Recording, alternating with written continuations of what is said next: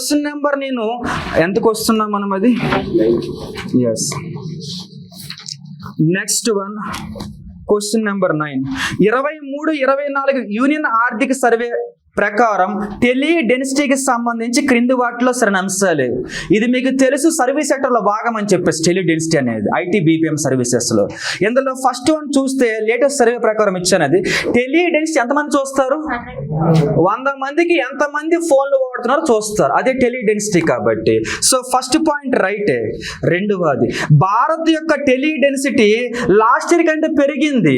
85.61. Last year 56 ఎంత ఉండేది, అది 61గా మారింది. అంటే లాస్ట్ ఇయర్ 85.56 అనుకుంటా, ఇప్పుడు 85.61. సో ఇండియాలో టెలి డెన్సిటీ పెరిగింది అనమాట. రెండో పాయింట్ రైట్ అది. మూడవది, దేశంలో అత్యధిక టెలి డెన్సిటీ ముంబై కాగా తప్పనుకుంటా ఢిల్లీ. సో మూడో పాయింట్ రాంగ్ ఇచ్చేసాం మనం. అత్యధిక టెలి డెన్సిటీ ప్రతి 100 మంది ఎక్కువ ఫోన్లు ముంబైలో కాదు ఢిల్లీలో ఉంటాయి. అది తక్కువ ఎక్కడున్నాయి? బీహార్. అది తక్కువ రైటే బీహార్, అత్యధికంగా తప్పించు అనమాట, ముంబై కాదు ఢిల్లీ. ఇప్పుడు చూస్తే రైట్ అడిగారు కాబట్టి 1 2 రైట్ కాబట్టి బి ఆన్సర్. నెక్స్ట్ వన్కి వచ్చేస్తున్నా. పిఎం వాణి స్కీమ్కి సంబంధించి సరికాని అంశాలు ఏవి? ఎస్, పిఎం వాణి స్కీమ్ అనేది 2020లో వచ్చింది. ఓకేనా? పిఎం వాణి స్కీమ్ 2020లో వచ్చింది. జాగ్రత్తగా చూస్తే అసలు ఈ స్కీమ్ ఏం చేస్తో చెబుతాను చూడండి. ఓకే, పబ్లిక్ డేటా ఆఫీసులు ఏర్పాటు చేస్తుంది. అంటే అర్థం ఏంటనుకున్నారు? మీరు వెళ్తున్నప్పుడు రైల్వే స్టేషన్లో free wifi, nothing but net అందిస్తారు. లేకపోతే బస్ స్టాండ్లో ఫ్రీగా నెట్ అందిస్తారు. బేసికల్గా రైల్వే స్టేషన్లో కానీ బస్ స్టాండ్లో ఏదో ఒక షాప్లో ఏర్పాటు చేస్తారు పబ్లిక్ డేటా ఆఫీస్ని. వద్దనుకుంటే ఈ రోడ్డు మీద ఒక పచారీ షాప్ ఏర్పాటు చేయొచ్చు పబ్లిక్ డేటా ఆఫీస్ని. అంటే పచారీ ఏదో ఒక షాపులో వాళ్ళు పబ్లిక్ డేటా ఆఫీస్ ఏర్పాటు చేసి ఈ ఇంటర్నెట్ అందిస్తారు. దీని ద్వారా చుట్టుపక్కల వైఫై ఫ్రీగా వస్తుంది. పిఎం వాణి అంటే ఫ్రీగా వైఫై ఇవ్వడమే. కాకపోతే ఎవరి ద్వారా అందిస్తుంది? ఇది చిన్న చిన్న రిటైల్ వ్యాపారస్తుల ద్వారా అందిస్తుంది అనమాట. పచారీ షాపులు, కూల్ డ్రింక్ షాపులు, ఈ షాపుల్లో దాని యొక్క నెట్ మోడెం పెట్టి చుట్టుపక్కల వైఫై ఫ్రీగా ఇస్తుంది. ఇదే పిఎం వాణి స్కీమ్ దాని యొక్క లక్ష్యం కానీ ఉద్దేశం కానీ.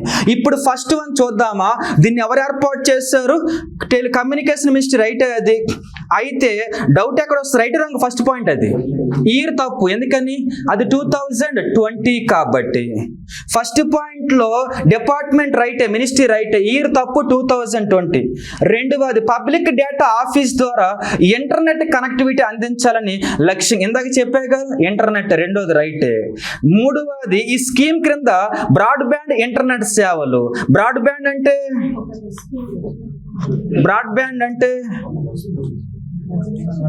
చెప్పండి, నాకు కూడా తెలియదు, త్వరగా చెప్తే అయిపోతుంది. Very good. ఒక అంశం ఉంటుంది, దానికి రిలేటెడ్గా ఉండే వేరే అంశాలు కూడా దాంట్లో భాగం. ఎగ్జాంపుల్, మీకు ఒక వైర్ ఇస్తారు ఆ షాప్కి. ఆ వైర్ ద్వారా వాళ్ళకి వచ్చేది ఏంటి? కేబుల్ టీవీ అనుకుందాం. అదే వైర్ ద్వారా వాళ్ళు ఏం తీసుకోవచ్చు? ఇంటర్నెట్ పొందొచ్చు. అదే వైర్ ద్వారా వాళ్ళు ఇంకొకటి ఏం పొందొచ్చు? ఎస్, ఇంటర్నెట్ ఇది కాకుండా ల్యాండ్ ఫోన్ లింక్ పొందొచ్చు. అంటే ఒకటే కనెక్షన్ ద్వారా డిఫరెంట్ సేవలు అందిస్తే దాన్ని బ్రాడ్బ్యాండ్ సేవని పిలుస్తారన్నమాట. సో ఇప్పుడు దీని ద్వారా కూడా ఇంటర్నెట్ అందిస్తారు, ఫ్రీగా టెలిఫోన్ అందిస్తారు ఆ షాప్కి, అలాగే టీవీ ఫ్రీగా వస్తుంది వాళ్ళకి. కాబట్టి ఎనీవే మొత్తానికి వచ్చేసరికి నేను మూడవది రైట్. లైసెన్స్ ఎటువంటి పరిస్థితుల్లో కూడా ఎటువంటి మనీ ఇవ్వాల్సిన పని లేదు వాళ్ళకి. అక్కడ చూస్తే రాంగ్ ఫస్ట్ది కాబట్టి రాంగ్ అడిగారు కాబట్టి ఏ ఆన్సర్ వస్తుంది. Next one, network readiness index 2023లో భారతదేశం యొక్క ర్యాంక్ ఎంత? జాగ్రత్తగా చూస్తే ఇంటర్నెట్ ఉపయోగించడం మరియు దాని ప్రభావం. ఓకేనా, మరలా చెబుతున్నాను. ఇంటర్నెట్ ఉపయోగించడము మరియు దాని ప్రభావం ఆధారంగా ఈ నెట్వర్క్ రెడీనెస్ ఇండెక్స్ని ఇస్తూ ఉంటారు. మరలా చెబుతున్నాను, ఇంటర్నెట్ను ఉపయోగించడము మరియు ఇంటర్నెట్ యొక్క ప్రభావం ఆధారంగా నెట్వర్క్ రెడీనెస్ ఇండెక్స్ అయితే ఇస్తారు. లాస్ట్ ఇయర్ వచ్చేసరికి, ఇయర్ ఇంకా ఇవ్వలేదు, డిసెంబర్లో ఇస్తారు. లాస్ట్ ఇయర్ మన ర్యాంక్ 60 ఉంది 23లో. ఓకే, నెక్స్ట్ వన్ యుఎన్ఓని ఇస్తుంది అది. నెక్స్ట్ 6th ఎంత క్వశ్చన్ నెంబర్ ఎంత అది 12th. చూడండి నెక్స్ట్ వన్ సాగరమాల ప్రాజెక్ట్. రాగానే చెప్పాను ఎందుకు ఇచ్చాను వీటిని అని చెప్పేసి. ఓకేనా, ఇవి కాస్త ఇండస్ట్రియల్ సెక్టర్ సర్వీస్ డెవలప్మెంట్కి ఉపయోగపడతాగా ఇవ్వాల్సి వచ్చిందనమాట. సాగరమాల ప్రాజెక్ట్ గురించి చూద్దాం. అక్కడ రాసిన వాటిలో ఫస్ట్ వన్ చూడండి, పేరులో ఉంది సాగరమాల అని చెప్పేసి. పోర్ట్ ఆధారిత అభివృద్ధి రైటే ఫస్ట్ వన్, ఈర్ కూడా రైటే, ఫస్ట్ వన్ క్లోజ్. ఓకేనా, డైరెక్ట్ మెయిన్ పాయింట్ ఇచ్చేసాక నీరుతో సహా. రెండో పాయింట్, సాగరమాల గారు ఏం చేస్తారు, ఇన్ఫ్రా కల్పించి లాజిస్టిక్ ఖర్చులు తగ్గిస్తారు, అంటే ఎగుమతి దిగుమతి ఖర్చులు తగ్గిస్తారు ఇన్ఫ్రా కల్పించి. సో రెండో పాయింట్ రైటే. మూడో పాయింట్, ఈ ప్రాజెక్ట్ లక్ష్యాల కోసం 2030 వరకు స్టార్ట్ అయింది 16లో, దీని టార్గెట్ 2035 అనమాట. సో అది ఇయర్ 30 కాదు 2035. ఓకే, అది రైటే. 5.4 లక్షల కోట్లు కేటాయిస్తున్నారు. ప్రెసెంట్ దేంట్లో ఉంది అది, ఎన్ఐపిలో ఉంది, అంటే నేషనల్ ఇన్ఫ్రాస్ట్రక్చర్ పైప్ లైన్ లో భాగంగా ఉంది అది. సో మూడో పాయింట్ ఎలాగో రాంగ్. నాలుగవది, ఈ ప్రాజెక్ట్ లో మొత్తం 6 భాగాలు ఉంటాయి. ఎస్, చాలా ఇంపార్టెంట్. 6 భాగాలు ఉంటాయి, అసలు 4 భాగాలు ఉంటాయి. ఆ 4 ఏంటో చెబుతున్నా చూడండి. 6 ఉండవు, 4 ఉంటుంది, అందుకే ఆ పాయింట్ రాంగ్ బేసికల్లీ. ఆ 4 ఏంటో చెబుతున్నా చూడండి. 1, కొత్త పోర్ట్ల ఆధునీకరణ, మోడర్నైజేషన్ ఆఫ్ న్యూ పోర్ట్స్. కొత్త పోర్ట్ల ఆధునీకరణ 1. రెండవది పోర్ట్ల అనుసంధానం, పోర్ట్స్ కనెక్టివిటీ. రెండవది పోర్ట్ల అనుసంధానం. మూడవది పోర్ట్ ఆధారిత అభివృద్ధి, పోర్ట్ లింక్ డెవలప్మెంట్, పోర్ట్ ఆధారిత అభివృద్ధి. నాలుగవది కోస్టల్ కమ్యూనిటీ డెవలప్మెంట్, తీర ప్రాంత అభివృద్ధి, అదే తీర ప్రాంత సమాజ అభివృద్ధి. కోస్టల్ కమ్యూనిటీ డెవలప్మెంట్, తీర ప్రాంత సమాజ అభివృద్ధి. ఇప్పుడు ఆన్సర్ ఏంటిది, 1, 2 మాత్రమే రైట్ కాబట్టి సి ఆన్సర్. నెక్స్ట్ క్వశ్చన్కి వచ్చేస్తున్నాం.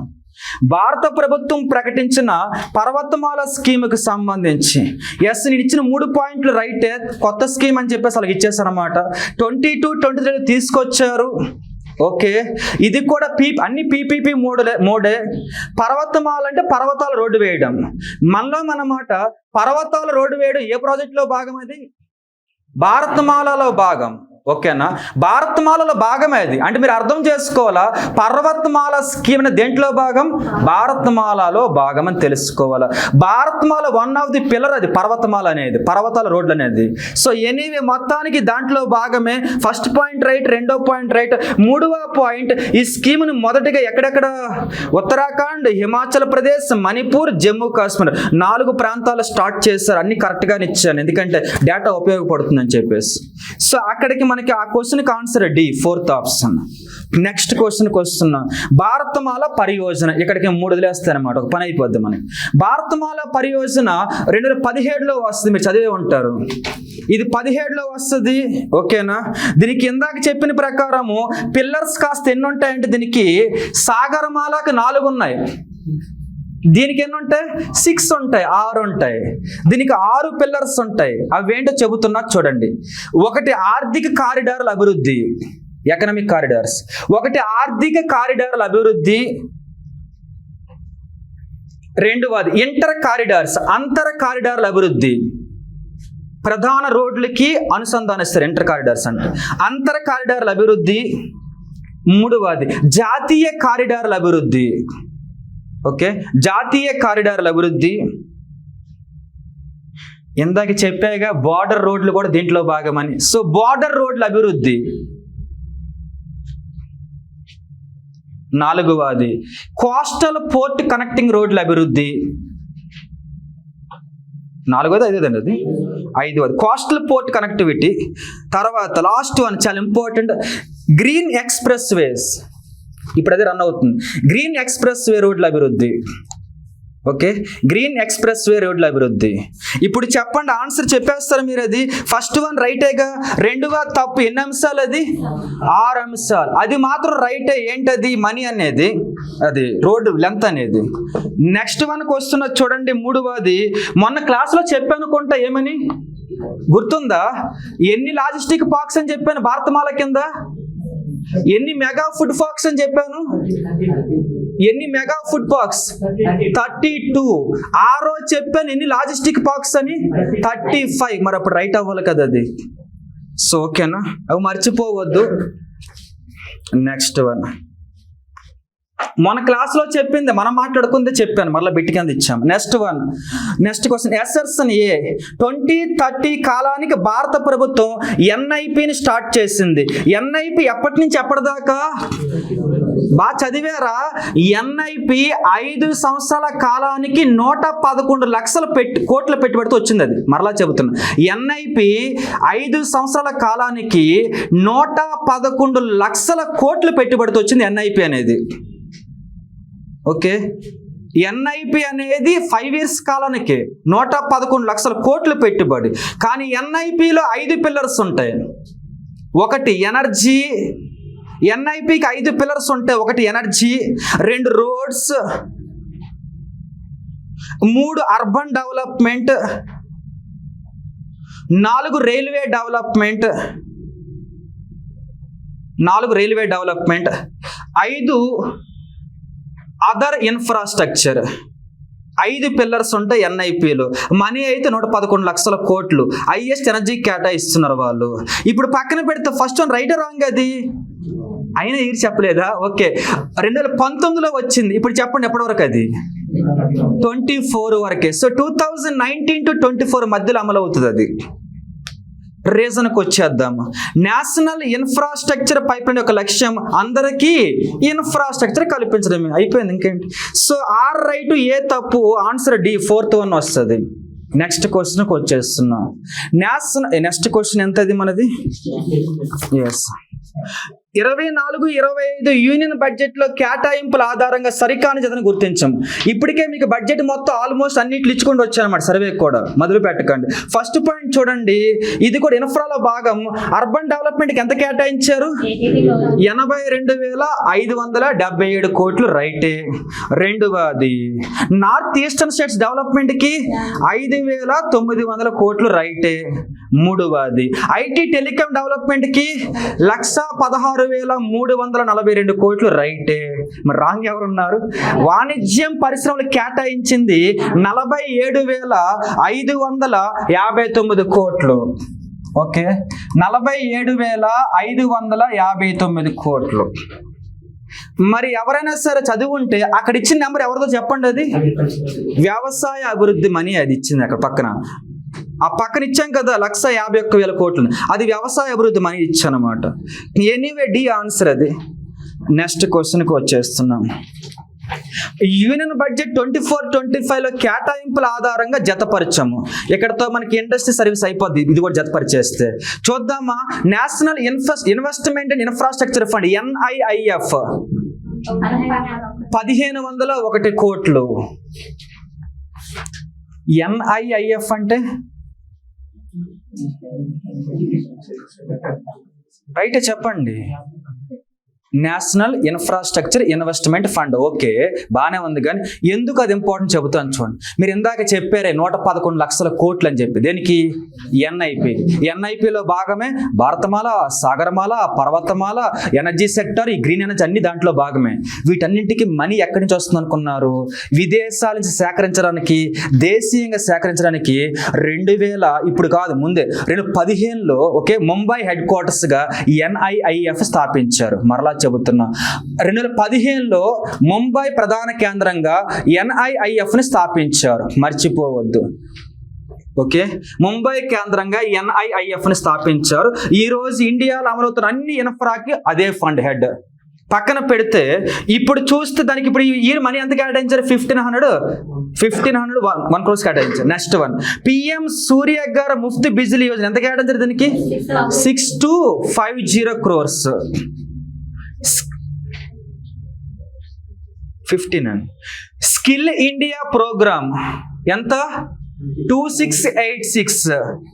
స్వదేశీ దర్శన పర్యాటకంలో భాగం సర్వీస్ సెక్టర్లో 1,750 కోట్లు. డి ఆన్సర్ వస్తుంది. ఇంపార్టెంట్ వాల్యూస్ మొత్తం ఈ పేపర్లో ఉన్నాయి, సరిగ్గా చదివి సరిపోతుంది అడిగితే. నెక్స్ట్ వన్కి వచ్చేస్తున్నా.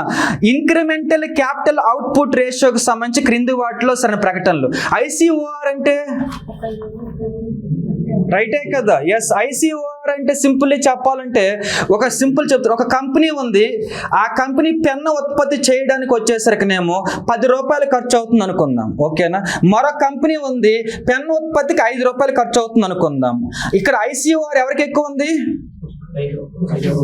ఐసీఓఆర్ 5 రూపాయలు దానికి ఎక్కువ ఉంటుంది, ఎందుకని అది కెపాసిటీ, ఓకేనా. ఐసీఓఆర్ ఇండైరెక్ట్ గా ఒక కంపెనీ యొక్క కెపాసిటీని తెలియచేస్తుంది.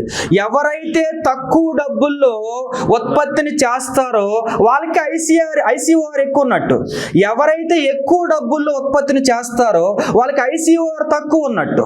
అర్థమవుతుంది కదా. సో తక్కువ డబ్బుల్లో ఉత్పత్తి జరగాలి, అప్పుడు ఐసీఓఆర్ ఎక్కువ ఉన్నట్టు. ఇప్పుడు చూస్తే ఫస్ట్ పాయింట్ రైట్ రాంగ్ అది. ఐసీఓఆర్ పెరిగితే ఏమన్నారు? ఉత్పాదకత పెరుగుతుంది అన్నారు. ఐసీఓఆర్ వాల్యూ పెరిగితే ఇందాకేం చెప్పా, 5 ఉంటే బెస్ట్, 10 ఉంటే మంచిది కాదు. So first point wrong. రెండవది, ఒక యూనిట్ అదనపు ఉత్పత్తి చేయడానికి ఉపయోగించే అదనపు పెట్టుబడి రైటే, రెండవది డెఫినేషన్ అది కాబట్టి. మూడవది, అధిక సామర్థ్యం కలిగిన పరిశ్రమ అధిక ఐసీఓఆర్. మనలో మన మాట 10 ఉంటే బెటరా 5 ఉంటే బెటరా? 5 ఉంటే బెటర్. మరి వీడేమంటాడు, అధిక సామర్థ్యం ఉంటే తక్కువ డబ్బులకు అయిపోవాలి అది. సో ఆ పాయింట్ రాంగ్ అది. ఎనీవే సి వస్తుంది ఆన్సర్. థర్డ్ వన్ ఎవరెవరు రాంగ్ ఉన్నారు? రైట్ అడిగారా? సెకండ్ పాయింట్ రైట్ కాబట్టి సి ఆన్సర్.